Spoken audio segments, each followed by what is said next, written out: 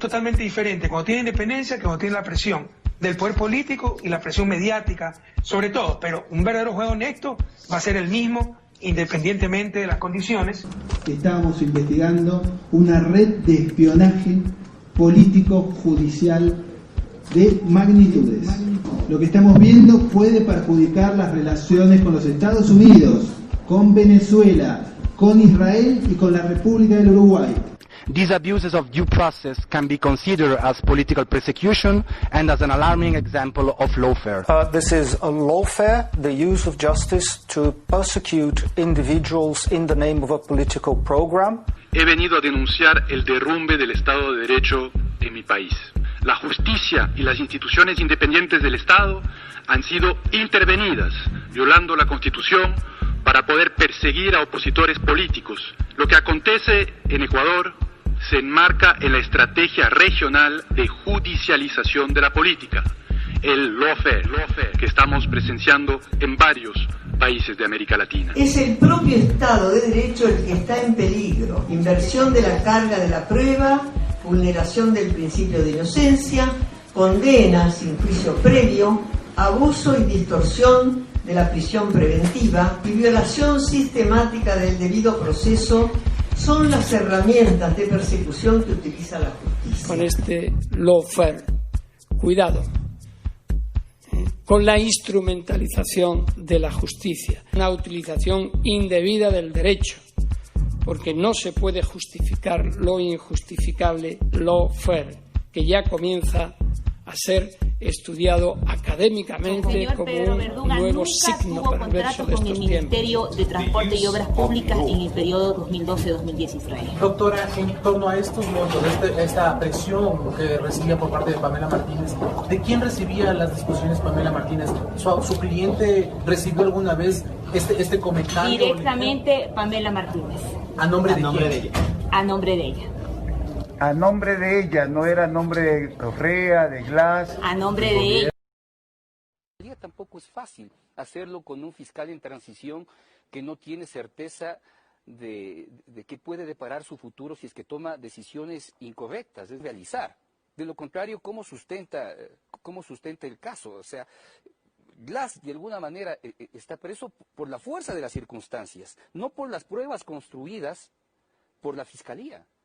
Si usted revisa... Pero eso es que la defensa de Glass dice que no le han probado nada, pues. Pues efectivamente puede tener la razón, pero si usted revisa un informe y encuentra, si es que le encuentra a usted una ruta de dinero, a Jorge Glass no le encuentra. Eso hay que construirlo con fuerza, ¿sí? Y ¿quién vendía la información de Arroz Verde? La vendió una persona... Sí, claro, ahí me lo hicieron. Pero no sería bueno decir quién vendía. Bueno... Tú te reservas la fuente como periodista, yo también tengo que reservarla porque tengo que proteger a esa persona. Esa persona se robó la información de la computadora de Pamela Martínez. ¿Y esa persona está procesada, está presa? ¿Es parte del gobierno anterior? Es parte de... ¿Es policía, es periodista, es...? Deme pistas para ir caliente, frío. ¿Un conserje? Un conserje, sí. Él se le robó la información a Pamela Martínez. ¿Un conserje hacker? No. La señora dejó abierta su computadora, metió un pendrive, sacó la información, chao. Eso lo hace un conserje. Bueno, sí, créeme que los conserjes saben hacer. No, pues un conserje ladrón se roba el radio o se roba la computadora, pero no se saca información. Bueno, o sea, eso según tu humilde criterio y mi humilde información fue un conserje. Llámalo como quieras, un asistente, un empleado de cuarto nivel gubernamental. Él se roba la información. ¿Gubernamental del gobierno anterior? Sí, claro, del gobierno anterior. Él se quedó en este gobierno. No trabaja allá. O sea, se robó la información en el gobierno anterior. Por supuesto. Ahí está, si eso es del 2012. Un conserje se robó la información. Así es la historia. Y ella andaba vendiendo. ¿Y cuánto vendía? ¿En cuánto le ofrecieron a usted? A mí me ofrecieron en 50,000, pero yo lo había sacado Villavicencio, o sea que me supongo que Villavicencio pagó más. A mí ya me vendían la parte, me querían vender la información. Yo le dije que encantado que la pagaba. ¿Qué capítulo le querían vender a usted? No, me vendían todo el paquete. Todo el paquete completo. Lo que pasa es que ese paquete no tiene ningún valor procesal, porque es información robada. Por eso te digo que lo de Villavicencio sirve de muy poco, porque una información robada no puede ser prueba procesal. Bueno, evidentemente esto tiene un tinte político. A mí esa cuestión no me puede obnubilar en el tema de que yo tengo que presentar mi informe lo más pegado a los hechos. Lo que no quisiera es que usted la presione diciendo, usted dice, bueno, Mera no tiene nada, no le nada, sí, pero ponle algo para que salga algo, dile que era un hombre poderoso. No, señor, no, me doy cuenta que es muy político el asunto y mi informe por lo menos no va a tener tintes políticos. Yo voy a reportar lo que encuentro, lo que ustedes me han dicho. Que ustedes quieren decir. O sea, lo que aparentemente, yo no soy juez, o sea, eso no es mi trabajo, nunca he sido, y hay que investigar y demostrar, pero de lo que he visto, aparentemente hubo una infracción electoral, a pesar de que en este momento ya el mismo Tribunal Electoral, el CNE, absolvió completamente a Alianza País, es decir, aquí no ha pasado nada. Todo el delito de que se acusa a Alianza País no es tal, ¿ya? Pudo haber sido, ni siquiera es delito, pero dijeron que corrija, es una infracción electoral. Ya delito es cuando hay alguna delincuencia. En este momento es un aportante que de repente no lo hizo, no declaró la cantidad que estaba aportando, ya, sino que la hizo extra por fuera, digamos, ya, de tal manera que no conste. Pero aparentemente todo, si ustedes ven el informe, que ya lo tengo, el informe del CNE, dice que todo lo que está declarado, incluso el CNE trabajó con toda esta denuncia, todo está declarado en el informe. Y aquí no ha pasado nada y absolvieron totalmente a Alianza País y que siga feliz de la vida. Entonces, no estamos hablando de ningún tipo ni siquiera de infracción, ¿ya? Yo lo que veo aquí es una gran trama creada alrededor de Pamela Martínez, que es una persona culpable y ha entregado. Ella misma dijo, y esto es muy importante, que ella metió en un vaso de agua y destruyó el archivo, supuestamente que han encontrado, lo destruyó. Ya, ella lo dijo, ya no existe ese archivo y nunca estuvo en las computadoras. Está en su versión, ya, está en su versión. Sin embargo, en una de sus versiones que tampoco la han hecho pública, ella dijo que había un conserje, que en realidad no era un conserje, tenía una copia, que había sacado dolosamente una copia para hacerle maldad a ella. Entonces, imagínense, y esa copia salió Santiago Cuesta hace unos meses diciendo, sí, esa copia estuvo circulando, a mí me la quisieron vender en $50,000, eso no lo tengo que poner en el proceso, es una verdad y es un hecho evidente, está la filmación en las redes. Ya, y dijo, sí, y yo sé que Villavicencio la compró, porque él es así, él compra eso. Ya, entonces, eso es lo que tienen. Lo que Villavicencio luego lo tergiversó y lo publicó en el portal Mil Hojas, es lo único que tienen. Ya, esa versión sacada por ese bendito asesor o conserje, porque la original, lo que sea que ella había guardado, dice que lo destruyó.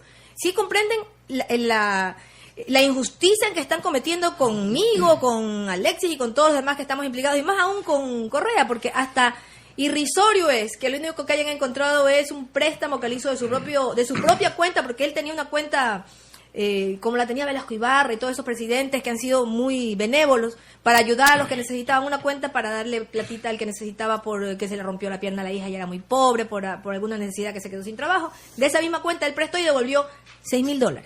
Imagínense, una persona a la que acusan de haberse robado 70,000 millones está prestando y pagando de 100 en 100 $6,000. Es ridículo, es irrisorio. Esto pasará a la historia como una farsa ridícula.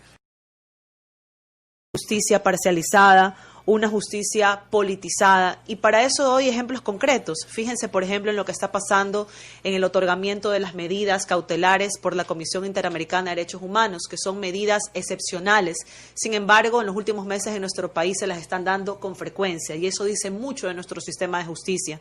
Segundo, por ejemplo, los cuestionamientos de opositores radicales al régimen anterior, opositores radicales a Rafael Correa, juristas reconocidos que también cuestionan actualmente al sistema judicial. Y otro tercer ejemplo es las amenazas y presiones permanentes que existen por parte de la Fiscalía a los jueces que no se ajustan a sus pronunciamientos. Creo que eso es importante y creo que el país lo tiene que conocer. Ahora bien, vamos específicamente al caso Sobornos, como lo ha denominado la Fiscal General de la Nación. No se ha analizado mucho lo que sucedió ese día, viernes 3 de enero, en la audiencia de llamamiento a juicio, cuando la jueza le llamó fuertemente la atención a la Fiscalía. Y le llama fuertemente la atención por dos razones. Por un proceso desordenado, pero se le está llamando la atención a nada más y a nada menos que a la Fiscal General de la Nación. Y lo más grave es que le llama la atención porque le dice que el proceso no ha guardado y no ha respetado el principio de objetividad. Y eso es gravísimo. Y eso se lo dice, obviamente, si hasta la jueza se dio cuenta.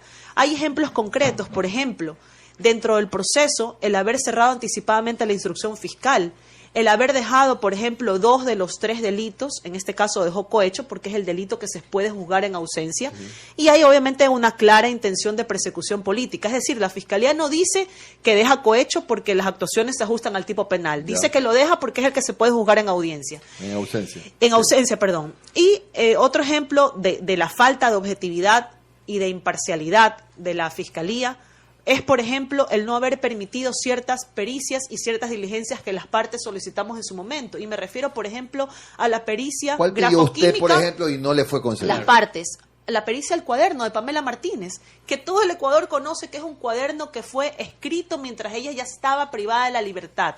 Cuando las partes pedimos, oiga, espérese un ratito, no me basta con lo que dice el perito de aquí, que usted le ha pedido que haga digamos, la revisión del cuaderno. Queremos un perito extranjero, un perito que se dedique específicamente a esto para que determine la fecha en que fue escrito el cuaderno, que eso es algo sustancial en el proceso.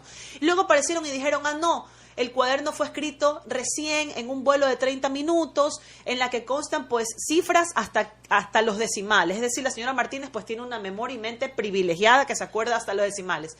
Pero más allá de eso, no es posible que dentro de este cuaderno que ha sido forjado, que definitivamente es una prueba que es evidente para los ecuatorianos que ha sido amañada por parte de la Fiscalía, en el que ha participado la señora Martínez, ¿para qué? Para que ella quede en la impunidad de los delitos que ha cometido, para tratar de minimizar su sentencia al incriminar a otros altos exfuncionarios del régimen anterior.